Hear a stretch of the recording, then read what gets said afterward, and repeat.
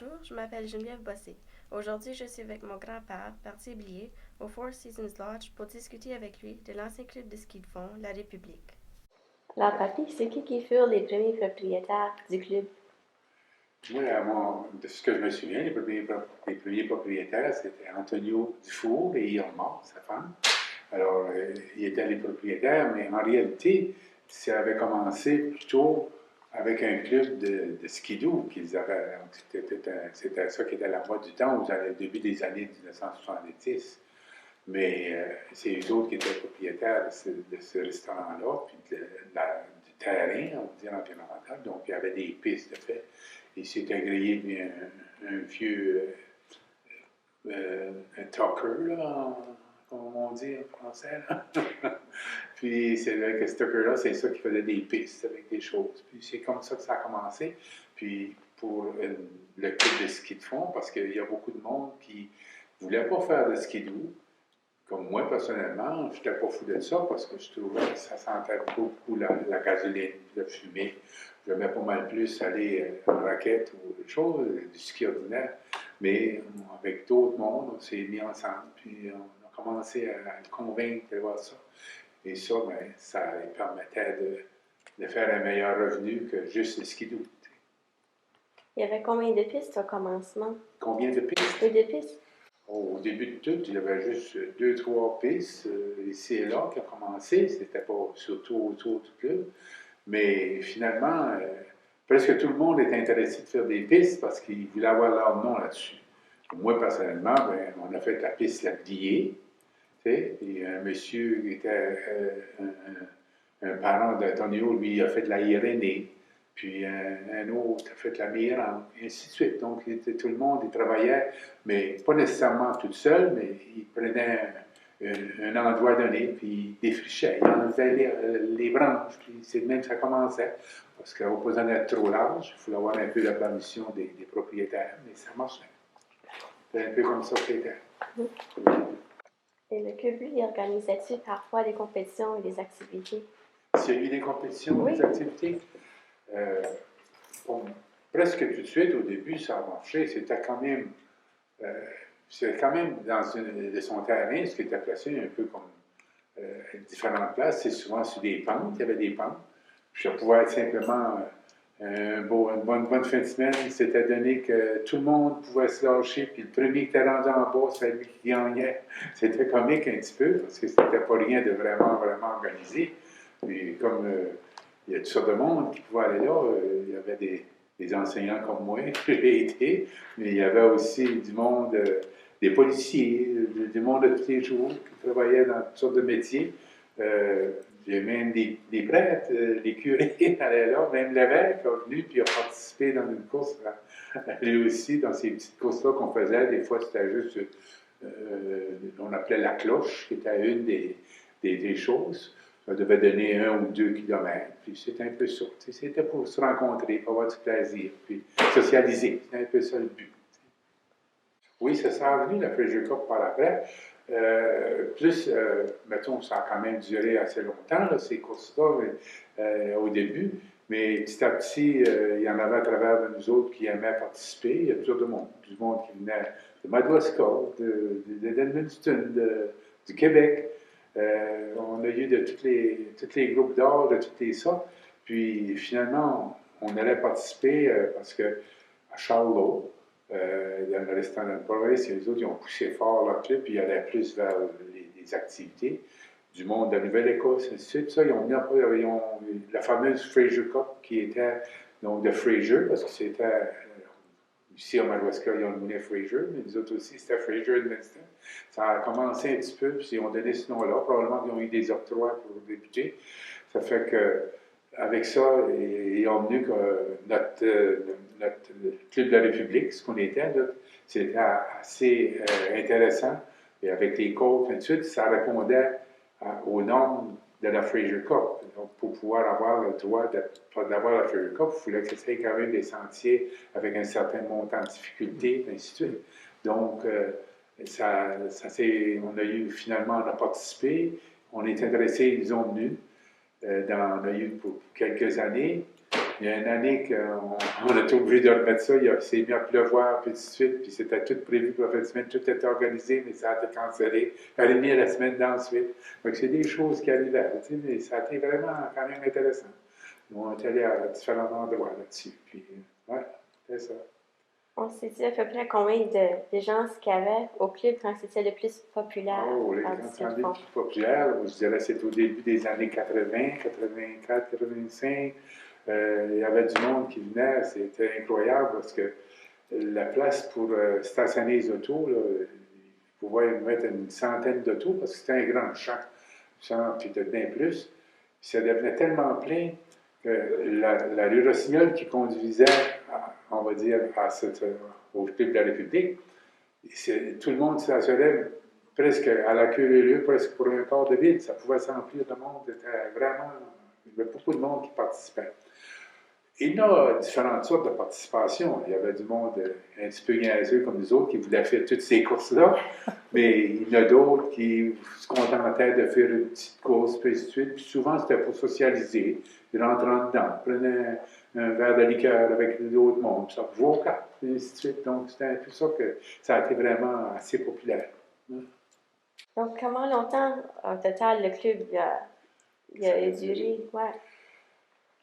Je dirais depuis les années 70, au début des années 70, jusqu'en 90. Malheureusement, ça reposerait sur une organisation. Il y avait nécessairement un président et une association pour tout organiser. Puis ça marchait assez bien. Malheureusement, je dirais, ou en tout cas, d'une façon ou de l'autre, c'était quand même un endroit assez difficile les printemps là, pour le chemin. On a été malheureusement pas été chanceux. Il était censé qu'il nous allait tout asphalter le chemin, tarer ça jusqu'au club. Puis c'était presque garanti, on avait eu que 4-3 là-dessus. Mais le parti qui était censé nous faire ça, il n'a pas passé. Ils n'ont pas été élus. Et on n'a pas eu finalement cet asphalte-là. Ça, c'est quelque chose qui a nuit un petit peu, si tu veux. Mais en réalité, ça a duré facilement là, de 75 à 88, 89. Là, il y a le Mont-Farlagne qui s'est fait. La ville a organisé une classe de ski qui allait à travers le Golfe, la région du Golfe. Ça a nuit un petit peu, mais aussi les différents autres villages, Rivière-Verte, Saint-Anne, ainsi de suite, tout le monde, malheureusement, a organisé. Et le fait de tout égaliser ça, ça a amené moins de gens à l'endroit. Et le pire de tout ça, ben, c'est le propriétaire, M. Dufour, avec un de ses tracteurs, a eu un accident, puis il est décédé. Ça a presque mis toute l'affaire par terre, donc c'est là que ça l'a vraiment tout arrêté. Donc c'est un concours de circonstances qui fait que le Club République a finalement disparu comme petit à petit à cause de ces différents facteurs-là.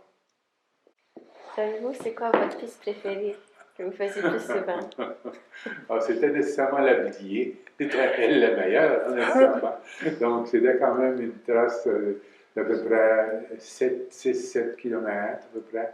Puis, il y a de la descente et de la montée, et ainsi de suite. Donc, c'était vraiment quand même intéressant. C'était pas mal, comme on dit, je ne t'ai pas dit tout à l'heure, mais c'était pas mal tout le classique qui se faisait au début. Mais à la fin, on était rendu aussi à apprendre le patinage, le skating. Puis on avait des cours d'organiser, Jackrabbit, ainsi de suite, puis tout ça pour essayer de faire l'avancement. Mais tout reposait sur le dos de bénévoles, si tu veux, un petit peu. Et ça, ben, c'est beau, mais ça s'essouffle. On dit au bout d'un certain temps, ça vient que c'est difficile d'avoir ça. Et c'est un peu ça l'histoire, on va dire, de ça.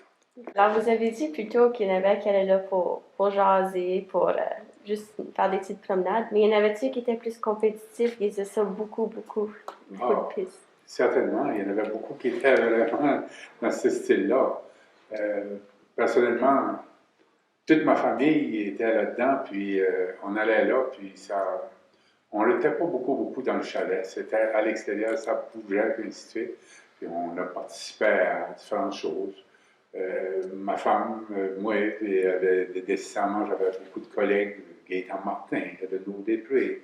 On va dire, on peut en nommer plusieurs de cette gang-là, des Bichots, Méran, c'était tout du monde qui voulait faire, puis ils participaient à peu près à tous les événements où il y avait des courses, ou ainsi de suite. Aller descendre à Batters, descendre à Mactaquac, vers Fredericton, monter au Québec à Ville-des-Gelées. Toutes les occasions étaient bonnes pour aller faire, on va dire, ces différentes courses-là. J'en ai de Poitras comme dame. Ma femme était quand même pas mal bonne aussi, mais ma famille au complet, on a gagné un trophée, nous autres, à Batters, un tournoi de North 100 qu'on appelait. Donc, c'était celui-là qui l'avait fait le plus. La plus jeune avait seulement 5 ans, à peu près. Elle a fait la moitié, mais ça faisait assez pour toute la famille avoir participé, c'était suffisant. Et on a gagné le trophée familial. Puis, ça, c'était personnellement. Mais toutes les autres, vraiment, ils se démarquaient assez bien. Mais il y avait du monde quand même qui venait de Québec, qui était vraiment fort. Puis du Madawaska, au Maine, ainsi de suite. Puis il y avait différentes organisations, différents styles, différents moyens, puis c'était tout ça mis ensemble. Puis c'était le début des grosses forces. Donc, aujourd'hui, on ferait peut-être pitié de ça, mais dans le temps, on était quand même pas pire.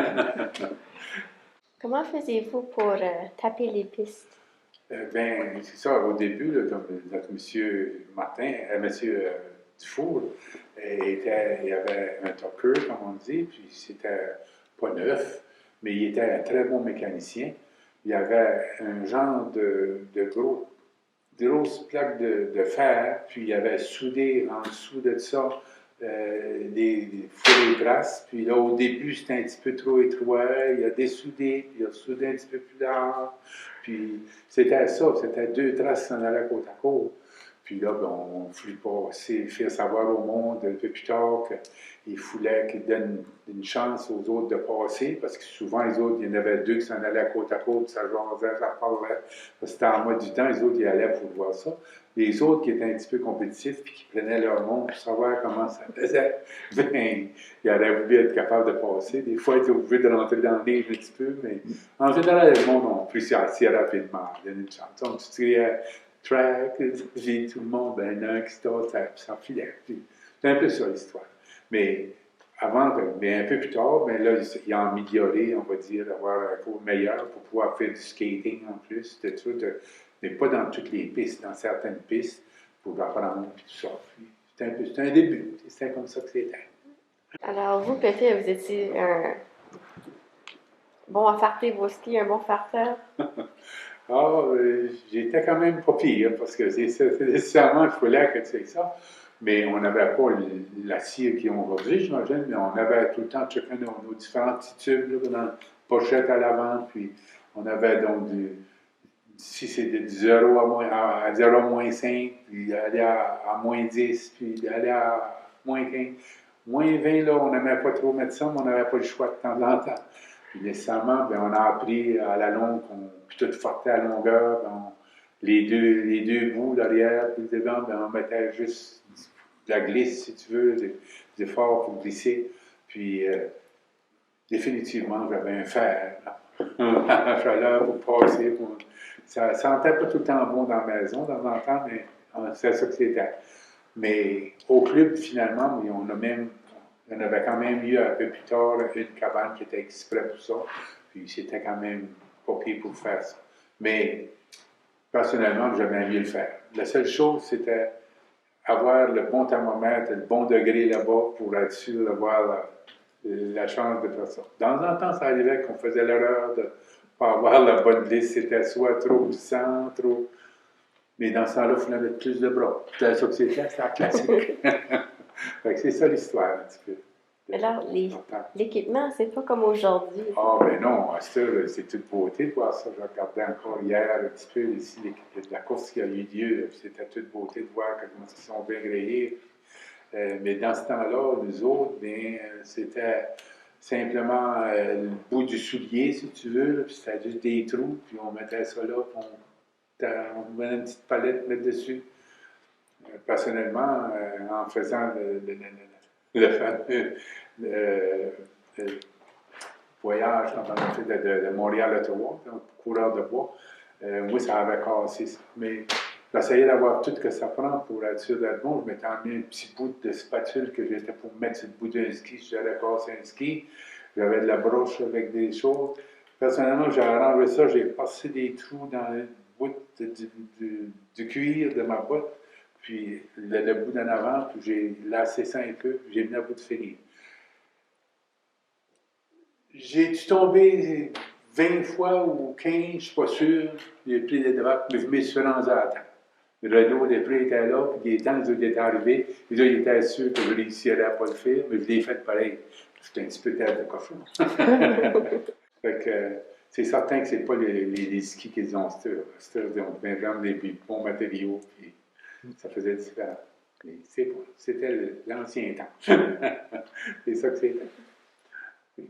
Merci de voir regardé sur vous.